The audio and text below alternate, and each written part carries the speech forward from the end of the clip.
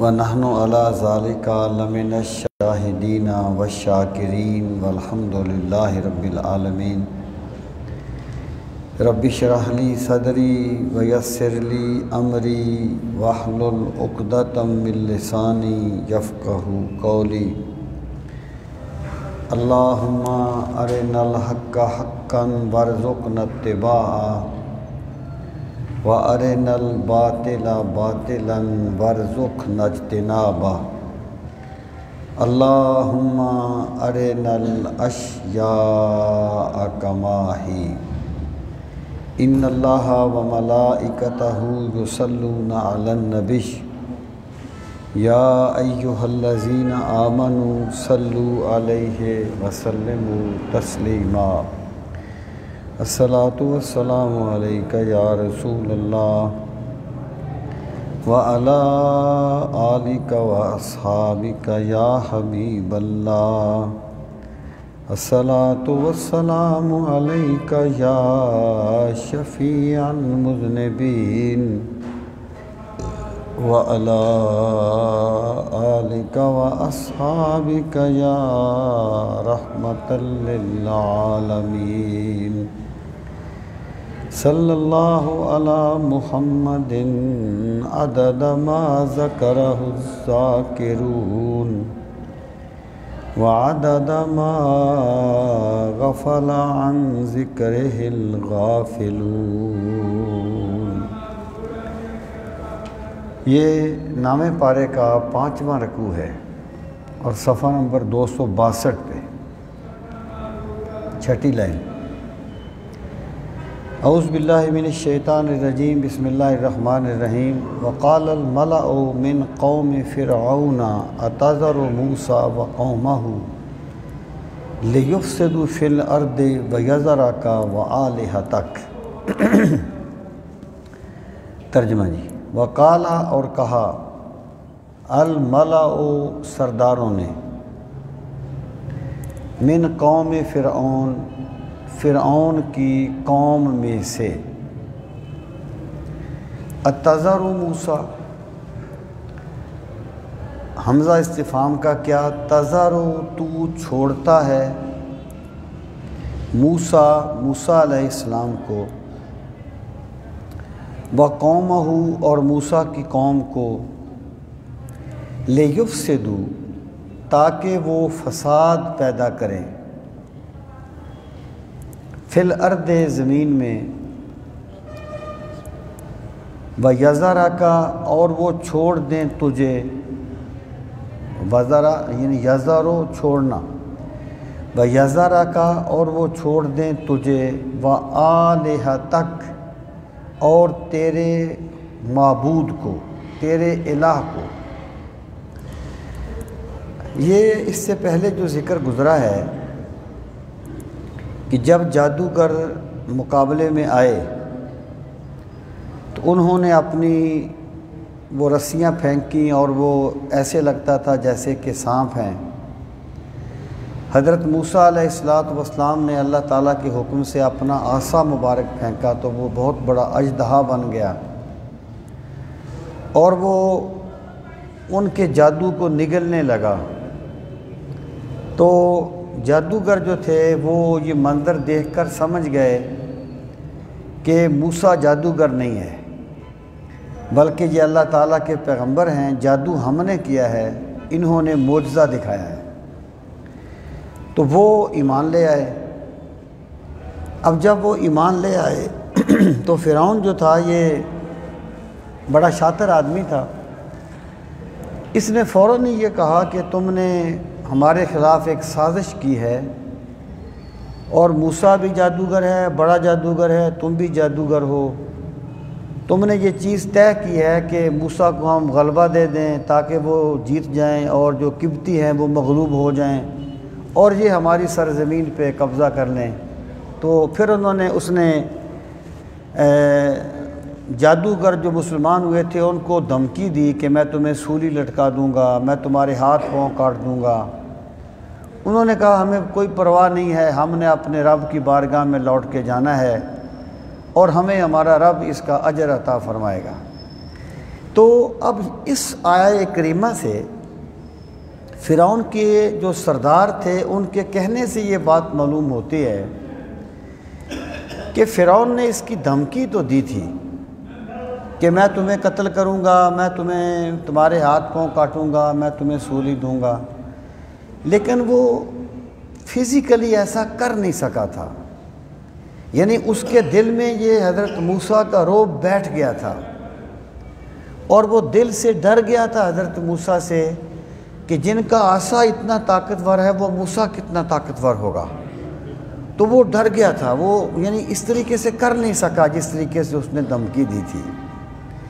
اب یہ جو ہوتے ہیں نا ہمیشہ مشیر بیڑا غرق کراتے ہیں بادشاہوں کا، اب جو اس کے مشیر تھے نا وہ اسے کہنے لگے، یعنی آئے دن لوگ تو پھر ظاہر ہے حضرت موسیٰ کی طرف مائل ہو رہے تھے، حضرت موسیٰ بعد میں وہاں رہے تو آئے دن لوگ تو ان کی طرف مائل ہوتے تھے، بنی اسرائیل بھی کلمہ پڑھنے لگے، فرعون کی قوم کے بھی کچھ لوگ پڑھنے لگے ہوں گے۔ تو بہرحال یہ ہے کہ انہوں نے کہا کہ فرعون کے اس کے جو سردار تھے وہ کہنے لگے کہ تو نے موسیٰ کو چھوڑ دیا ہے اور موسیٰ کی قوم کو لیفسدوا فی الارض، تاکہ وہ زمین میں فساد پیدا کریں۔ اچھا، یہاں پر جو لیفسدوا ہے نا اس کا یہ مطلب نہیں تھا کہ تم نے موسیٰ کو اس لیے چھوڑا کہ وہ فساد پیدا کرے، بلکہ یہ لام عاقبت کا ہے، اس کا انجام یہ ہے کہ وہ فساد پیدا کریں، یعنی لام عاقبت کا ہے، یہ تعلیل کا نہیں ہے۔ مطلب یہ ہے کہ اس کا نتیجہ یہ نکلے گا کہ وہ زمین میں فساد پیدا کریں گے، وہ پھیلتے جائیں گے، وہ بڑھتے جائیں گے، ایک دن پھر وہ تمہیں ملک سے نکال دیں گے، ہم سے ہمارا ملک چھین لیں گے۔ اور پھر کیا وَيَذَرَكَ وَآلِهَتَكَ، اور نتیجہ کیا نکلے گا کہ وہ تجھے بھی چھوڑ دیں گے اور تیرے الہ کو بھی چھوڑ دیں گے۔ مطلب کیا ہے؟ نہ وہ تیری طاقت کو مانیں گے، نہ تیرے الہ کی طاقت کو مانیں گے، تیرے معبود کی طاقت کو مانیں گے۔ اس سے یہ چیز ثابت ہوتی ہے کہ فرعون کا بھی کوئی الہ تھا،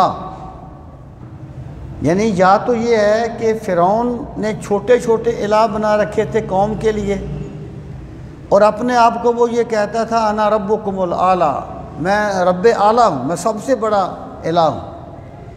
یا اس کا مطلب یہ ہے کہ فرعون بھی اس بات کو سمجھتا تھا کہ خدا میں نہیں ہوں، خدا کوئی اور ہے، تو وہ سورج کو اپنا دیوتا مانتے تھے۔ تو مراد یہ ہے کہ فرعون جو تھا اس کا یہ بھی کسی بڑے دیوتا کی عبادت کرتا تھا، اگرچہ اپنے آپ کو یہ کہتا تھا کہ میں خدا ہوں۔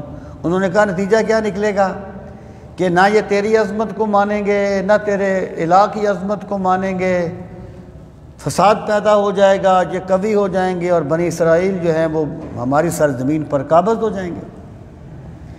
قال سنقتل ابناءهم ونستحيي نساءهم وإنا فوقهم قاہرون۔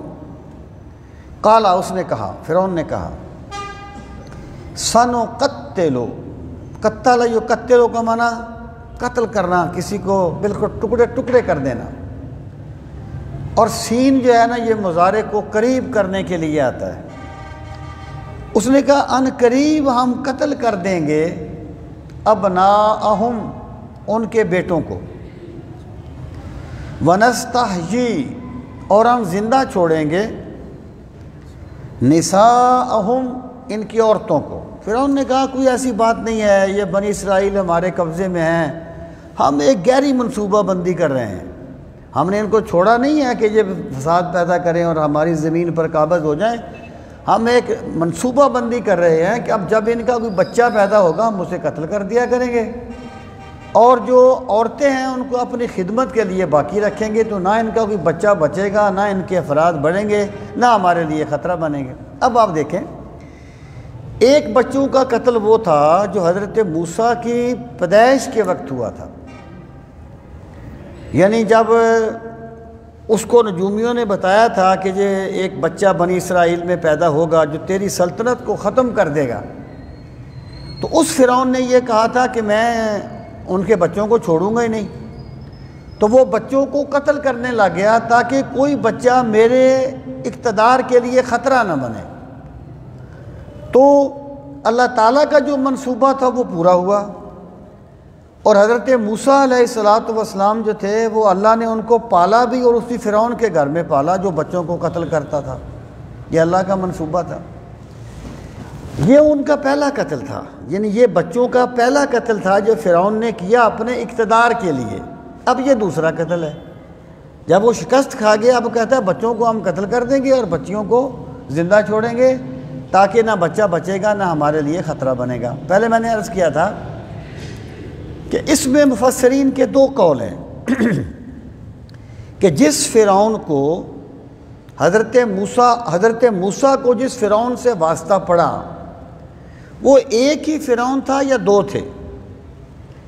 ایک قول یہ ہے کہ وہ دو فرعون تھے۔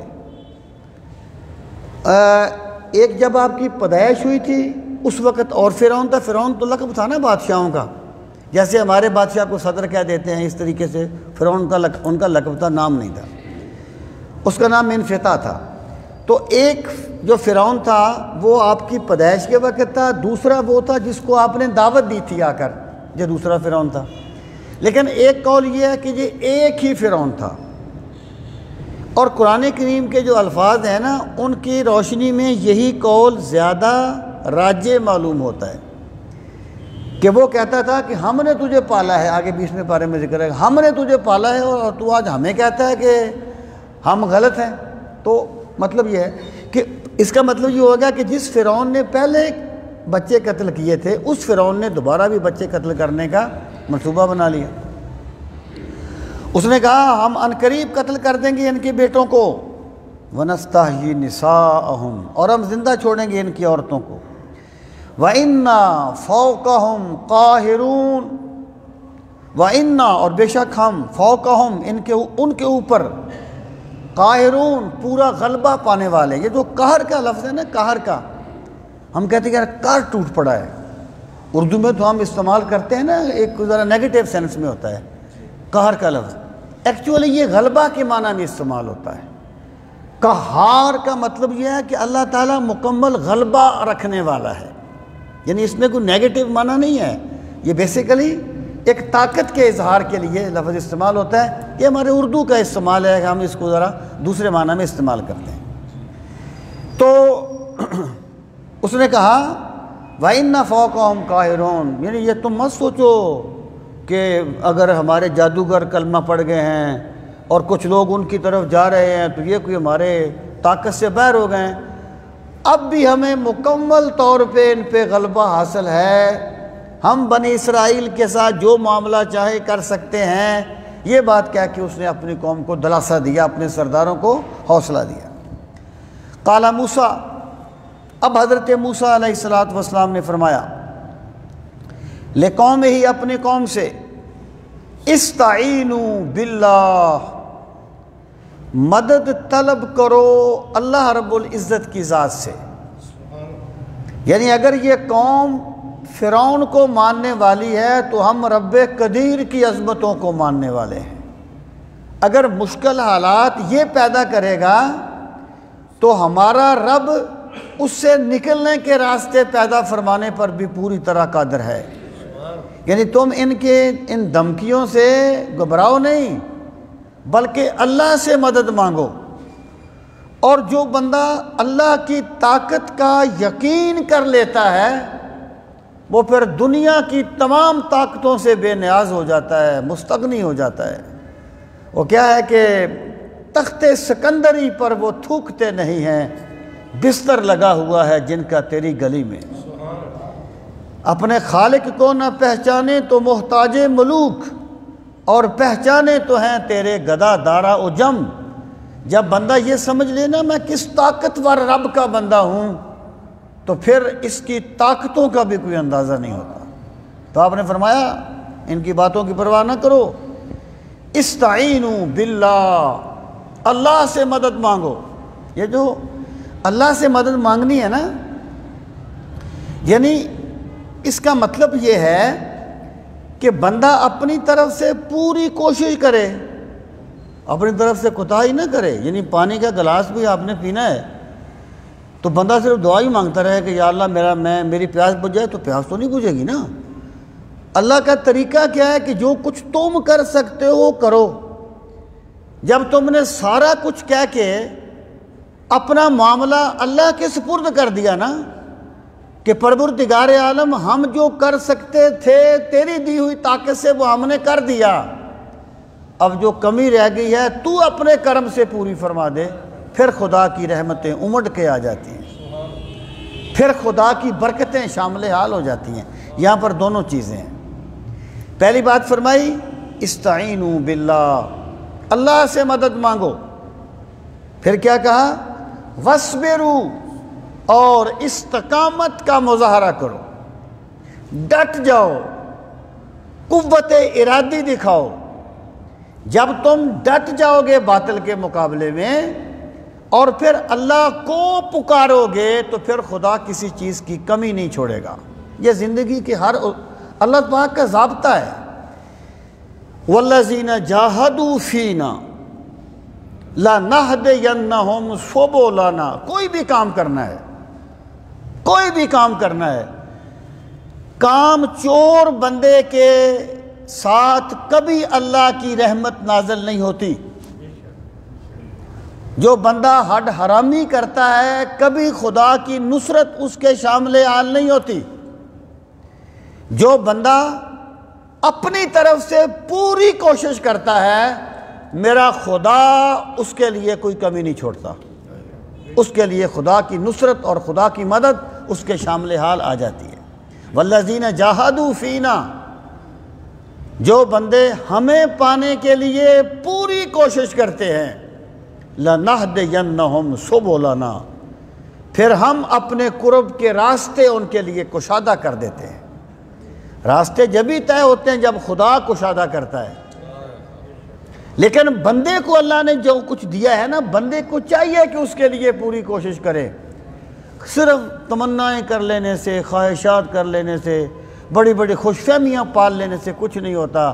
یہ ہارے ہوئے لوگوں کا طریقہ ہوتا ہے. بندہ مومن جو ہے نا وہ فضائے بدر پیدا کر فرشتے تیری نصرت کو اتر سکتے ہیں گردوں سے قطار اندر قطار اب بھی. یہ میرے رب کا ضابطہ ہے. والذین جاہدوا فینا. حضرت موسیٰ فرماتے ہیں اللہ سے مدد مانگو یعنی ان کے مقابلے میں، اور پھر کیا وَاصْبِرُوا، استقامت کا مظاہرہ کرو، قوت ارادی دکھاؤ. یہ نہیں ہے کہ اگر کوئی مشکل وقت آئے تو باطل کی طرف جھک جاؤ، کوئی آسانی آئے تو دین کی طرف جھک جاؤ. جو بندہ مشکلات کے وقت حق سے بدگمان ہو جاتا ہے وہ اللہ کا بندہ نہیں ہوتا، وہ اپنے نفس کا بندہ ہوتا ہے. اس بندے کے شامل حال کبھی اللہ کی نصرت نہیں ہوتی. فرمایا ان الارض للہ، یہ کہتے ہیں نا ہماری سرزمین ہے، یہ زمین ہماری ہے، ہم بادشاہ ہیں، ہم یہ ہیں، ہم وہ ہیں. ان الارض للہ، زمین ساری کی ساری اللہ کے لیے ہے. زمین کا مالک اللہ ہے. وہ اس نے کیا کہا تھا تارک چوبر کنارہ اندل السفینہ سوخت گفتند کار تو بنگاہ خرد خطاست دورے مز سواد وطن باز چور رسیم ترک سبب ضرور شریعت کجا رواست خندید و دست خیش بشمشیر برد و گفت ہر ملک ملک ماست کے ملک خدای ماست. اس نے کہا ہر وہ ملک ہمارا ملک ہے جو ہمارے خدا کا ملک ہے. ان الارض للہ، زمین اللہ کے لیے. یورثھا من یشاء من عبادہ، یورثھا اورث یورثو ایراثاً، وارث بنا دینا، وہ وارث بنا دیتا ہے اس کا. من یشاء، جسے وہ چاہتا ہے. یعنی مطلب کیا ہے، اگر وہ چاہے نا کہ غلاموں کو بادشاہ بنا دے تو وہ بنا دیتا ہے. اگر وہ چاہے کہ بادشاہوں کو گدائی کے کشکول پکڑا دے تو وہ پکڑا دیتا ہے. معاملہ مادی طاقت پہ ڈیپینڈ نہیں کرتا، میرے رب کی مرضی پہ ڈیپینڈ کرتا ہے. یورثھا من یشاء، جسے چاہتا ہے وارث بنا دیتا ہے. من عبادہ ہی، اپنے بندوں میں سے. من عبادہ ہی، اپنے، اس کا مطلب کیا ہے؟ اس کا مطلب یہ ہے، دیکھیں یہ بات میں آپ سے بار عرض کرتا رہتا ہوں کہ مادی اسباب اللہ تعالیٰ کے راضی یا ناراض ہونے کی دلیل نہیں ہوتے، بندے کا رویہ بنیاد ہوتا ہے کہ اللہ اس سے راضی ہے یا اللہ اس سے ناراض ہے۔ اگر ایک بندہ اللہ کی بندگی کرتے ہوئے، اللہ کی بات مانتے ہوئے جد و جہد کرتا ہے اور اللہ تعالیٰ اسے غلبہ عطا فرماتا ہے، کوئی اقتدار دے دیتا ہے، تو یہ میرے رب کی طرف سے انعام ہوتا ہے۔ لیکن اگر ایک بندہ سرکشی کا راستہ اختیار کرتا ہے، وہ پھر بھی اقتدار پہ قابض ہو جاتا ہے، تو یہ اللہ کا انعام نہیں ہوتا، لیکن فائنل اتھارٹی یہاں بھی میرے رب کی ہوتی ہے۔ انہیں اللہ کا ضابطہ ہے نا کہ بندے کو اس نے اختیار دیا۔ جب ایک بندے نے یہ طے کر لیا کہ میں نے فلاں کو قتل کرنا ہے، وہ قتل کرنے کے لیے چل پڑا۔ اب جب اس نے قتل کیا ہے تو وہ اللہ کی طاقت سے باہر نہیں آ گیا تھا، اللہ کی طاقت میں تھا، فائنل اتھارٹی اللہ کی ذات تھی، لیکن اللہ نے اسے طاقت سے روکا نہیں ہے، جبرن روکا نہیں ہے، کیونکہ اللہ نے بندے کو اختیار دیا ہے۔ تو میں یہ کہتا ہوں کہ سلطنت جو ہے یہ اللہ کا انعام ہے یا بندے نے جبر کر کے اس کو حاصل کیا ہے، اس کا رویہ بندے کا، اس کا فیصلہ بندے کا رویہ کرے گا۔ اگر بندہ اللہ کی بندگی پر چلتا ہے اور اللہ اسے اقتدار دیتا ہے تو یہ اللہ کی طرف سے انعام ہے۔ اگر بندہ جو ہے وہ جبر کے ذریعے سے، ظلم کے ذریعے سے حاصل کر لیتا ہے تو یہ اللہ کا انعام نہیں ہے، لیکن فائنل اتھارٹی یہاں بھی اللہ تعالیٰ کی ذات ہے۔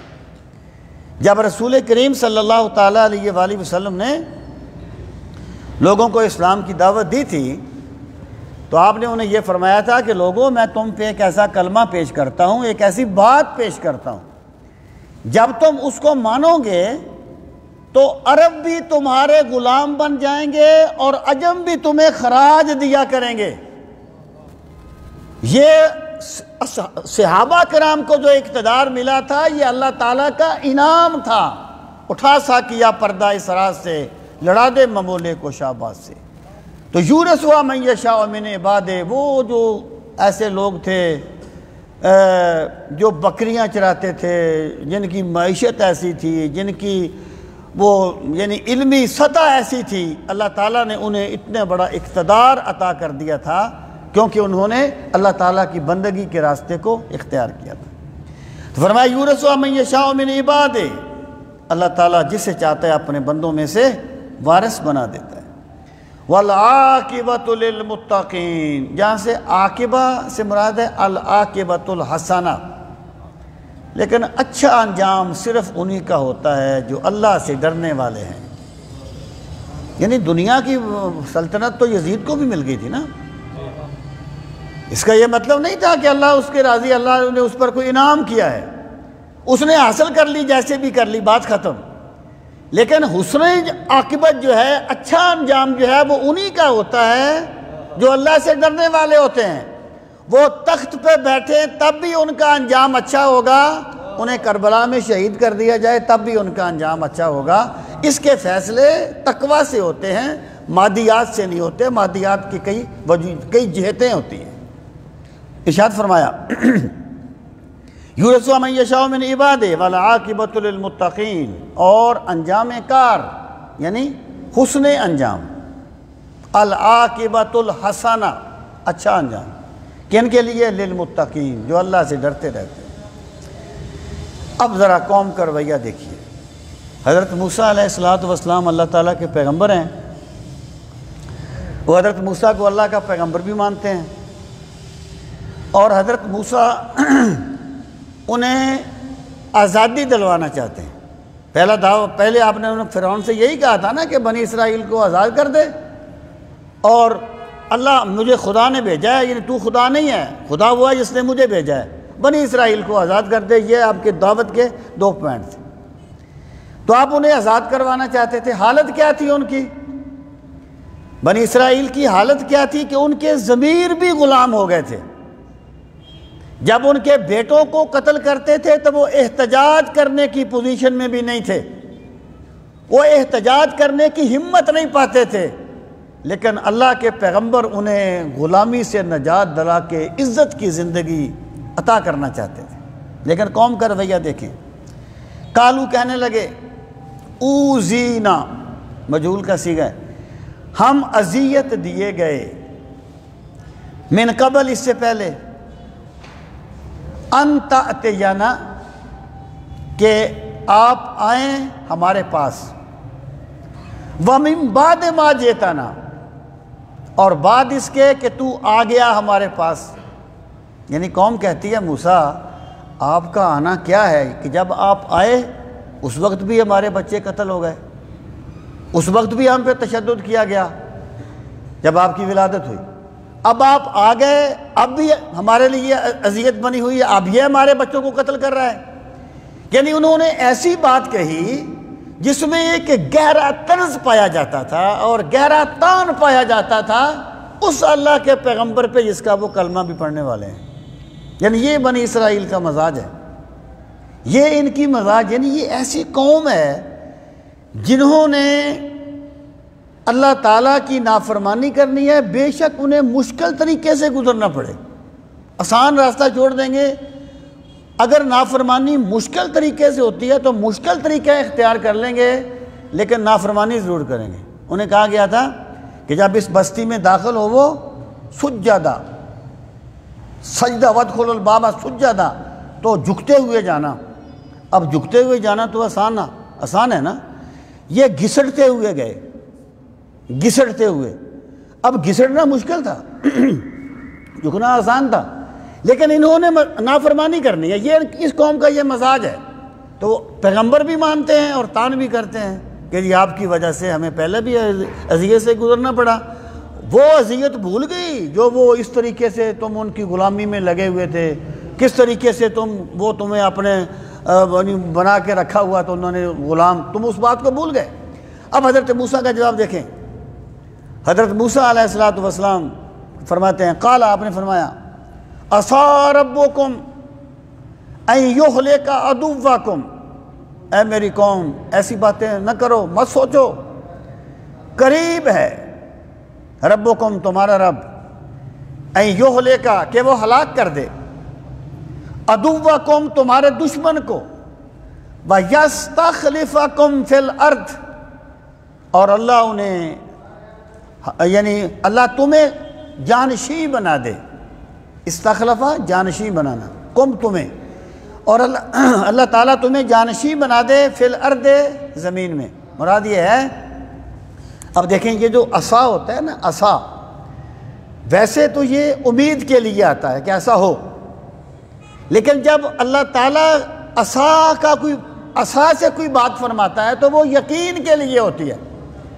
حضرت موسیٰ جو فرما رہے تھے دراصل اللہ تعالیٰ کی وحی کے ذریعے سے فرما رہے تھے.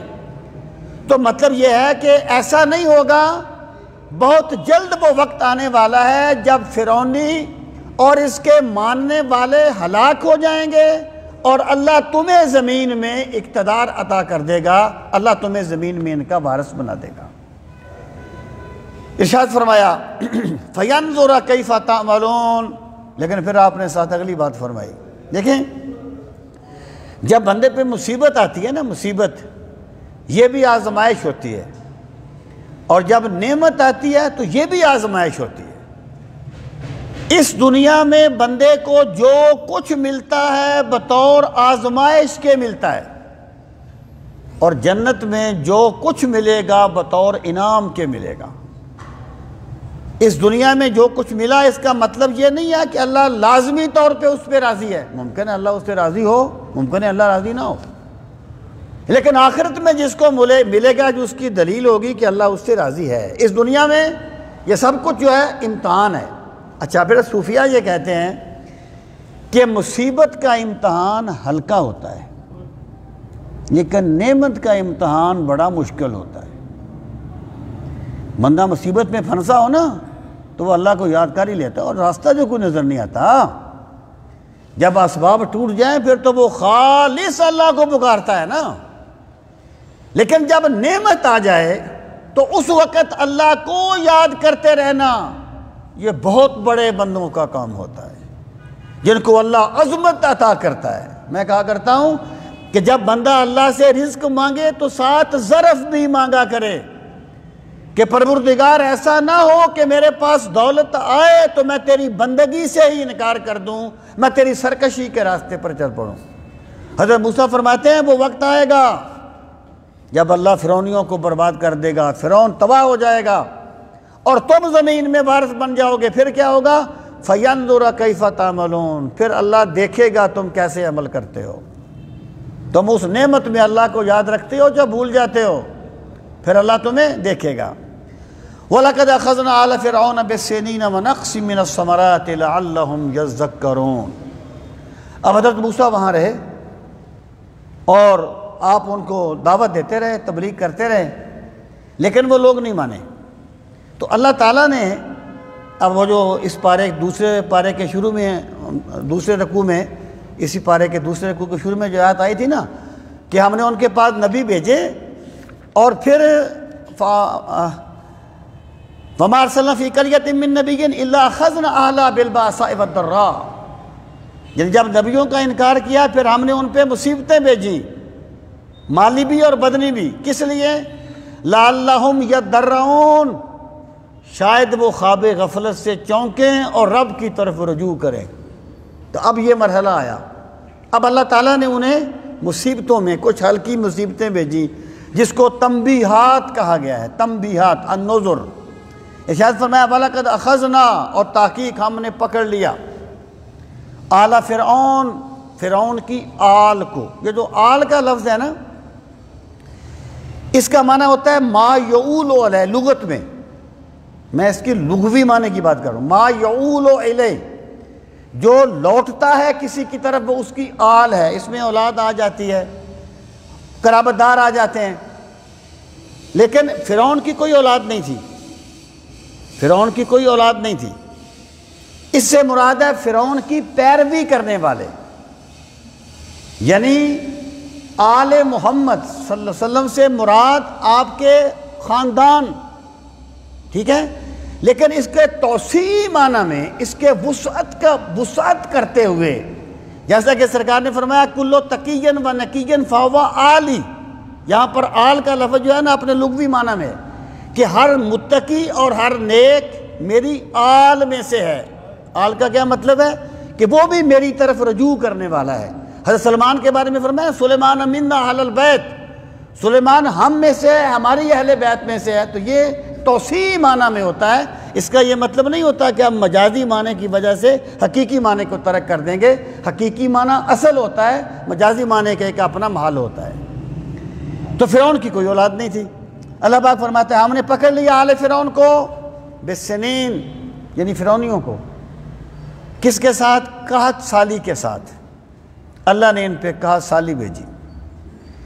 وَنَقْصٍ مِّنَ الثَّمَرَاتِ، اور کمی ان کی فصلوں کی، یعنی قحط سالی ہوئی، ظاہر ہے فصلیں نہیں ہوتی۔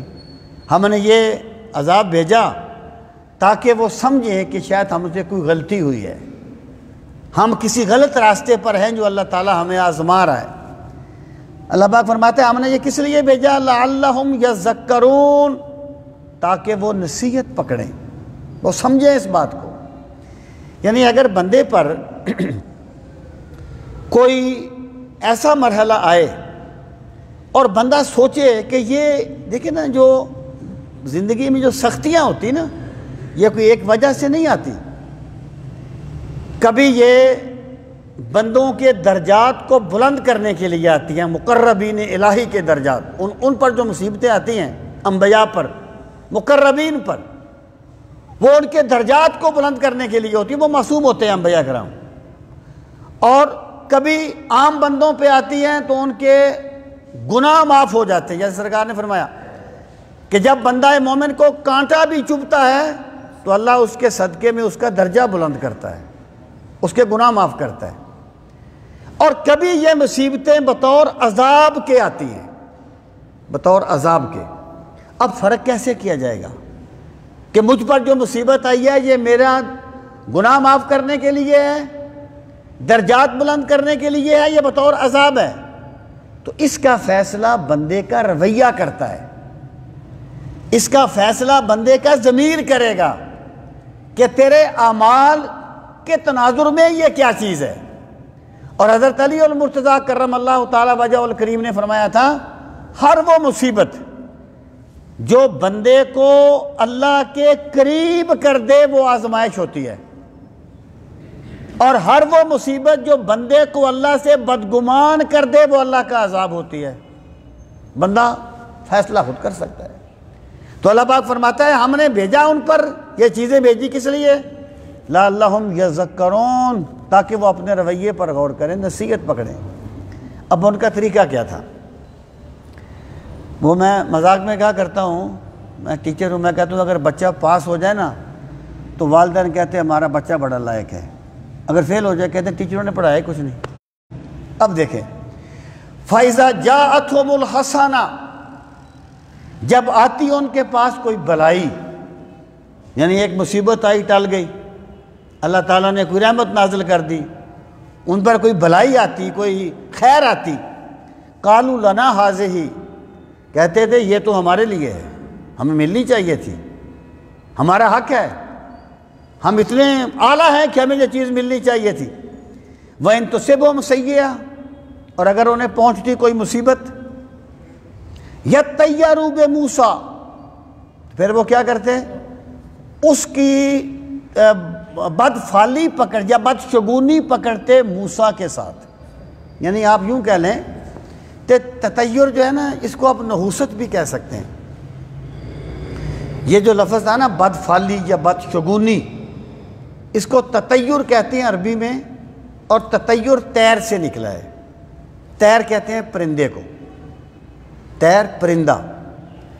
تو اس سے مراد یہ عربوں کا یہ طریقہ تھا، جاہل یعنی ان میں توہمات پائے جاتے تھے کہ وہ گئے سفر کے لیے جانا ہے تو درخت پہ ایک پرندہ بیٹھا ہے، اس کو ایسے کوئی پتھر مار کے اڑایا، اگر وہ دائیں طرف اڑ گیا کہتے تھے میرا کام ہو جائے گا، میری قسمت بڑی اچھی ہے، آج پرندہ ادھر اڑا ہے۔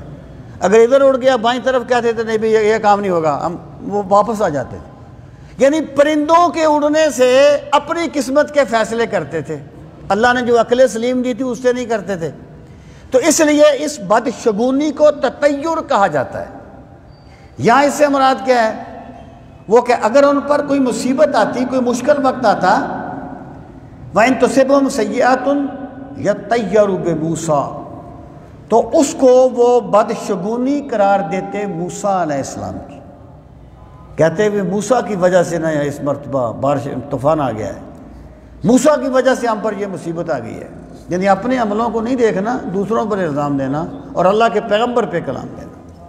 وَمَن مَّعَهُ، اور صرف موسیٰ نہیں، جو ان کے ساتھ ہے نا ان کی وجہ سے بھی ہم پر مصیبت آئی ہے، ہم پر نحوست آئی ہے۔ الا انما طائرهم عند اللہ، اللہ پاک فرماتا ہے الا خبردار، انما فقط طائرهم، ان کی نحوست عند اللہ، اللہ کے پاس طے شدہ ہے۔ یعنی نحوست موسیٰ کی وجہ سے نہیں آئی، نحوست تمہارے کرتوتوں کی وجہ سے آئی ہے۔ تم جو اللہ کے پیغمبر کا انکار کرتے ہو تو تم پر اللہ کی رحمتیں کیسے برسیں گی؟ کوئی تمہارے بیٹے کے ساتھ اچھا سلوک نہ کرے، تم اس کے ساتھ کوئی اچھا سلوک کرتے ہو، وہ تو اللہ کے پیغمبر ہیں، اللہ کے محبوب ہیں جس کا تم انکار کر رہے ہو۔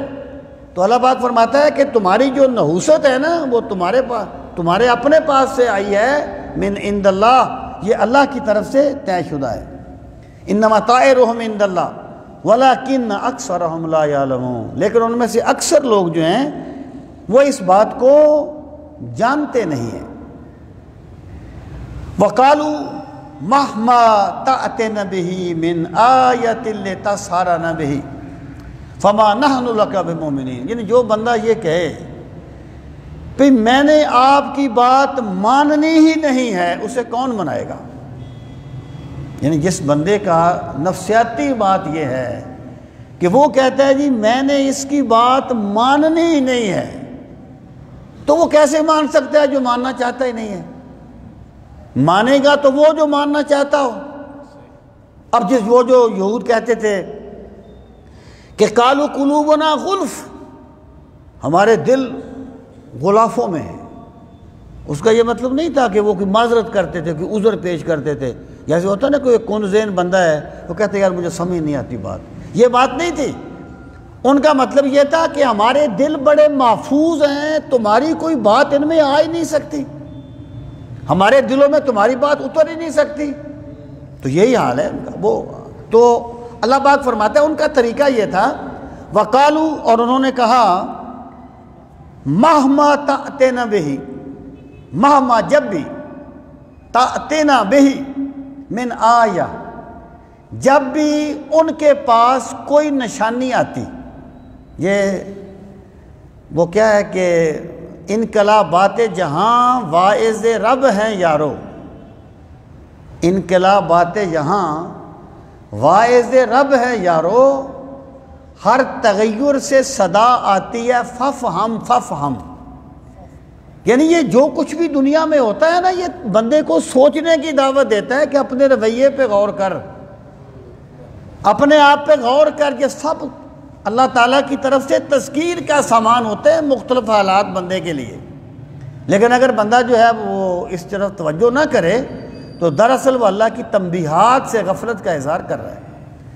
تو وہ کہتے تھے کہ جب بھی ان کے پاس کوئی نشانی آتی، لِتَسْحَرَنَا، وہ کہتے ہیں کہ جب بھی آپ ہمارے پاس کوئی نشانی لاتے ہیں، لِتَسْحَرَنَا بِهَا، تاکہ آپ ہم پر جادو کر دیں اس کے ساتھ، یعنی وہ حضرت موسیٰ علیہ السلام کے معجزات کو یا ان پر جو تنبیہات آ رہی تھیں ان کو موسیٰ کا جادو کہتے تھے۔ فَمَا نَحْنُ لَكَ بِمُؤْمِنِينَ، ہم ہرگز تم پر ایمان لانے والے نہیں ہیں، تم ہمیں جو مرضی دکھا دو، جتنی مرضی نشانیاں دکھا دو، ہم ہرگز ایمان لانے والے نہیں ہیں۔ یہ قوم نے اپنی سرکشی کا اس طریقے سے اعلان کر دیا۔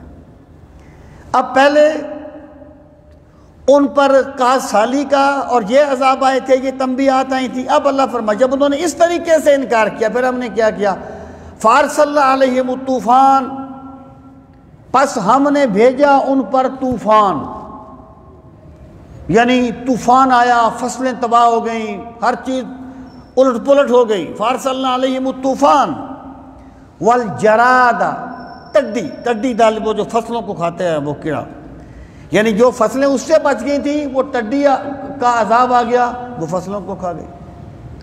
والقمل، کمل جو ہے نا جو جوں یا پسو کو بھی کہتے ہیں، اور کمل جو ہوتا ہے یہ گھن جو لگ جاتا ہے گندم کو یا لکڑی کو بھی لگ جاتا ہے، اس کو بھی کہتے ہیں۔ پھر ہم نے ان پہ گھن کا عذاب بھیج دیا، یعنی ہر چیز میں گھن لگ گئی۔ وَالضَّفَادِعَ، دفدہ کی جمع ہے۔ پھر ہم نے ان پہ مینڈکوں کا عذاب بھیجا، مینڈکوں کی بارش ہوئی، ان کے برتنوں میں مینڈک، ان کے گھروں میں مینڈک، مینڈک کوتے ہیں، سمجھے نہیں۔ وَالضَّفَادِعَ، مینڈکوں کا عذاب بھیجا۔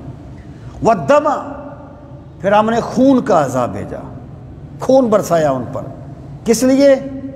آیات مفصلات، یہ ہماری واضح نشانیاں تھیں، واضح نشانیاں کہ تم ہماری گرفت سے باہر نہیں ہو، ہم تمہیں جس طریقے سے چاہتے ہیں پکڑ سکتے ہیں۔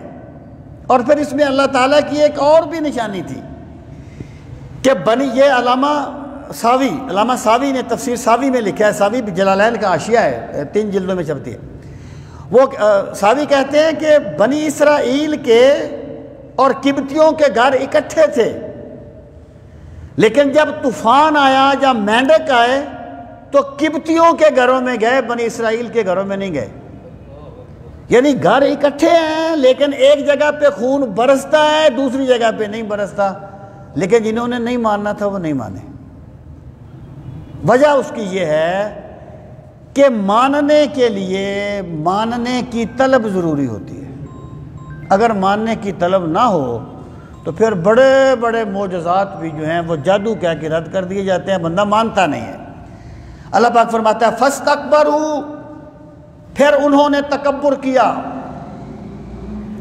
یعنی اس کے باوجود انہوں نے تکبر کیا۔ وَكَانُوا قَوْمًا مُجْرِمِينَ، وَكَانُوا، اور وہ تھے، قوماً، ایک ایسی قوم، مجرمین جو جرم کرنے والے تھے۔ اب ان کا یعنی اگلا رویہ بیان کیا کہ وہ کیا کرتے تھے۔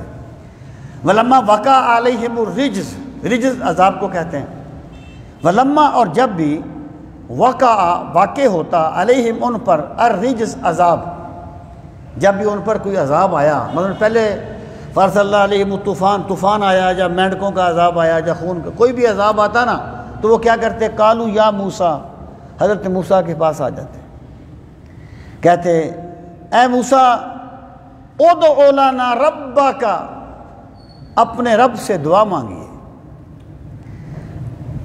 بما عہد عندک، ساتھ اس کے جو تیرے رب نے تیرے ساتھ وعدہ کیا ہے۔ یعنی موسیٰ تم اللہ کے پیغمبر ہو، اور اللہ اپنے پیغمبر کی دعا رد نہیں کرتا، اپنے اس وعدے کی وجہ سے جو اللہ نے تم سے کیا ہے دعا مانگیے ہمارا یہ عذاب ٹل جائے۔ یعنی یہ بندے کی نیچر ہے نا کہ جب یہ مجبور ہو جاتا ہے تو پھر یہ وہ کام بھی کرتا ہے جو کرنا نہیں چاہتا، جو کبھی نہیں کرنا چاہتا وہ کام بھی کر لیتا ہے۔ تو وہ کہتے ہیں لئن کشفت عنا، اگر آپ ہم سے یہ عذاب دور کر دیں، اگر آپ ہٹا دیں ہم سے الرجز یہ عذاب، لنؤمنن لک، تو ہم آپ پر ایمان لے آئیں گے، اس عذاب کو ہٹا دیں ہم آپ پر ایمان لے آئیں گے۔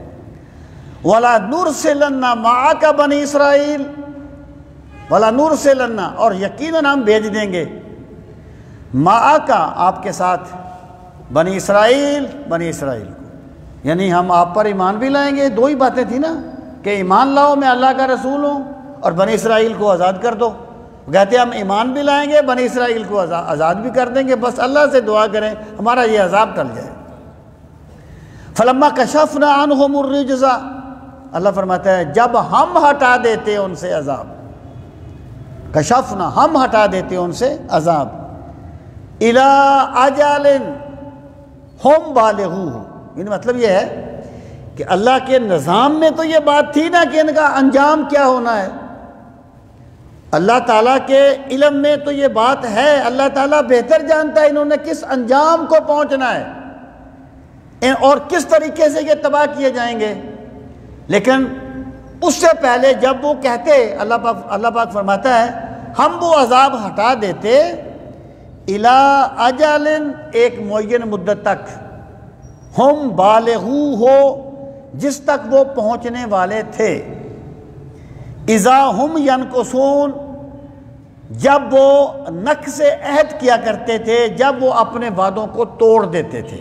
مراد کیا ہے کہ ہم عذاب کو ٹال دیتے تو پھر بھی وہ اس عہد کو توڑ دیتے، اور پھر بھی وہ نہ ایمان لاتے نہ بنی اسرائیل کو آزاد کرتے، پھر وہ آ جاتے اپنی پہلی بات کی طرف۔ جب ان کی سرکشی اس طریقے سے بڑھ گئی، اب اللہ پاک فرماتا ہے فانتقمنا منہم، بس پھر ہم نے انتقام لیا ان سے، ہم نے بدلہ لیا ان سے، فاغرقناہم فی الیم، فاغرقناہم پس ہم نے غرق کر دیا انہیں، فی الیم میں سمندر میں، یہ بارہا ذکر آئے گا جس طریقے سے وہ غرق ہوئے، ہم نے انہیں سمندر میں غرق کر دیا۔ اب کیوں غرق کیا گیا؟ بِأَنَّهُمْ كَذَّبُوا بِآيَاتِنَا وَكَانُوا عَنْهَا غَافِلِينَ، یہ ان کا جرم ہے۔ یعنی جو نیچری یہ کہتے ہیں کہ جب بھی کسی قوم پہ عذاب آیا اس کا تعلق گناہوں کے ساتھ نہیں ہوتا، بلکہ یہ تو کوئی تبھی ایسے وہ حالات ایسے بن جاتے ہیں، کسی قوم پہ طوفان آ گیا ہے، کسی قوم پہ کچھ ہو گیا ہے، کسی قوم پہ کچھ ہو گیا ہے۔ یاد رکھنا اس کائنات میں کوئی کام بھی اتفاقاً نہیں ہوتا، ہر کام میرے رب کے منصوبے کے تحت ہوتا ہے، کوئی کام اتفاقاً نہیں ہوتا، ہم اپنی کم علمی کی وجہ سے اسے اتفاق کا نام دے دیتے ہیں۔ تو جو لوگ یہ کہتے ہیں کہ جی عذاب آ گیا، وہ جو طوفان آ گیا تو وہ قوم تباہ ہوگی، کوئی گناہوں کا تعلق نہیں تھا، تو آخر طوفان بھی تو کسی نے بھیجا تھا، عذاب بھی تو کسی نے بھیجا تھا، اور قرآن کریم کی تو نصوص قطعیہ ہیں۔ اللہ پاک فرماتا ہے اس لیے ہم نے ان کو تباہ کر دیا، بِأَنَّهُمْ كَذَّبُوا بِآيَاتِنَا، کیونکہ انہوں نے جھٹلا دیا تھا ہماری آیات کو، وَكَانُوا عَنْهَا غَافِلِينَ، اور وہ ہماری آیات سے غفلت کا رویہ اختیار کرنے والے تھے۔ اب کیا ہوا؟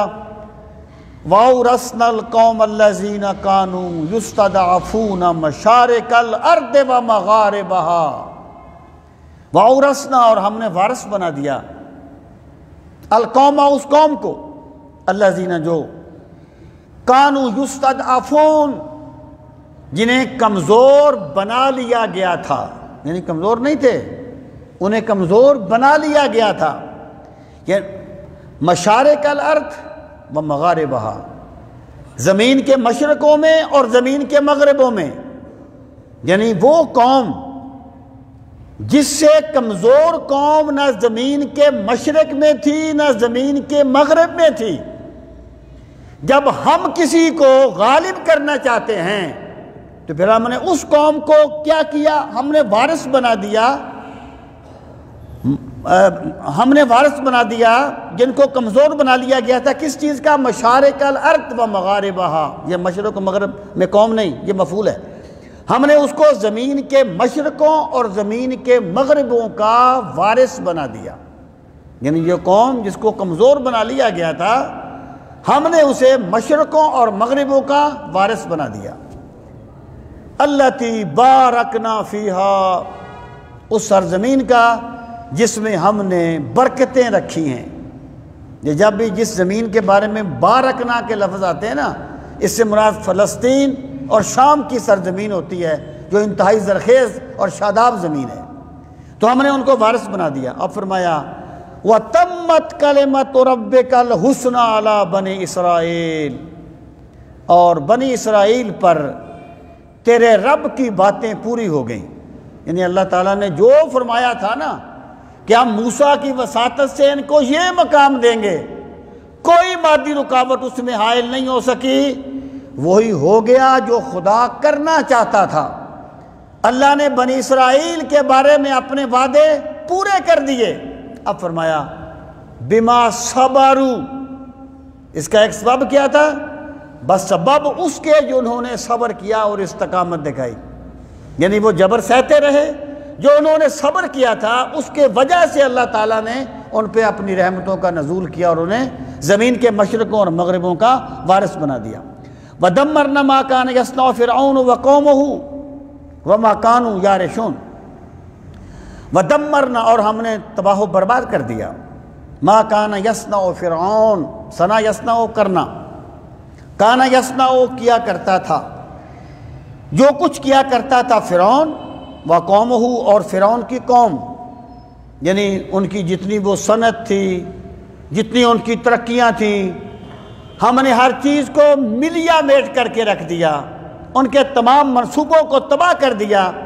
وَمَا كَانُوا يَعْرِشُونَ، یہ عرشہ ہوتا ہے جیسے انگور کی بیل کو وہ لکڑی کا سہارا دے کے اوپر چڑھاتے ہیں، اسے کہتے ہیں یارشون، عرشہ، اور یعنی جن چیزوں کو وہ اس طریقے سے، جن فصلوں کو، جن چیزوں کو اس طریقے سے وہ اپنی تمدن کا نشان سمجھتے تھے کہ ہم نے ایسے ایسے طریقے ایجاد کر لیے کہ ہم چیزوں کو محفوظ کر لیتے ہیں۔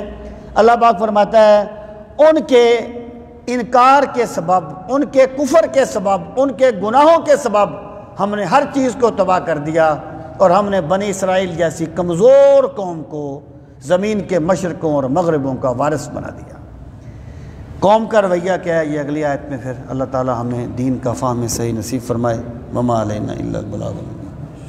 اگلے جو اتوار نو اتنے بدھ نو سوا سات جماعت اسی، اگلے بدھ نو 7 بجے اسی، اگلے بدھ کو جی انشاءاللہ 7 بجے جماعت ہوگی۔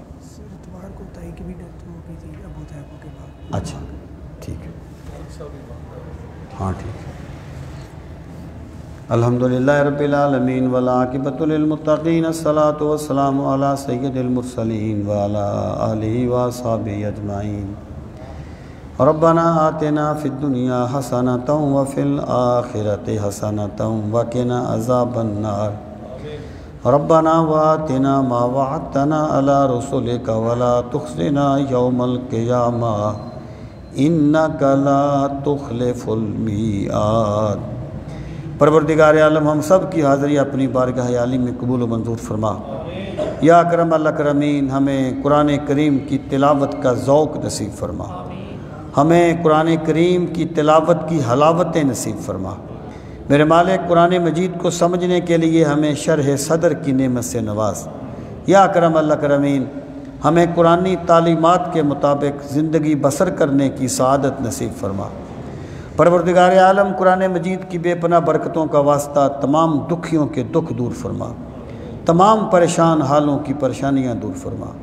پروردگار عالم اپنے بے پناہ کرم کا واسطہ فلسطین کے مظلوم مسلمانوں کی مدد فرما۔ پروردگار عالم انہیں ظالموں کے ظلم سے محفوظ فرما۔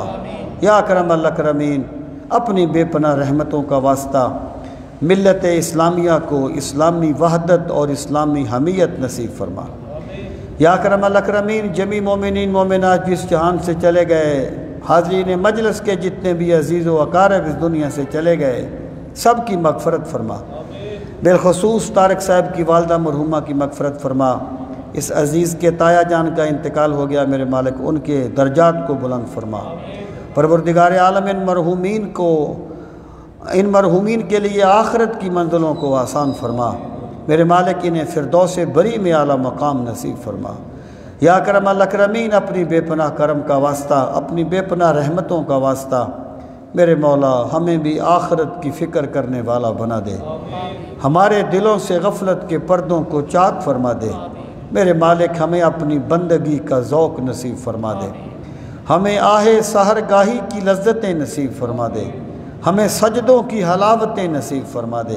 ربنا تقبل منا انک انت السمیع العلیم وتب علینا انک انت التواب الرحیم، وصلی اللہ تعالی علی خیر خلقہ ونور عرشہ وزینت فرشہ محمد وعلی آلہ واصحابہ اجمعین آمین برحمتک یا ارحم الراحمین۔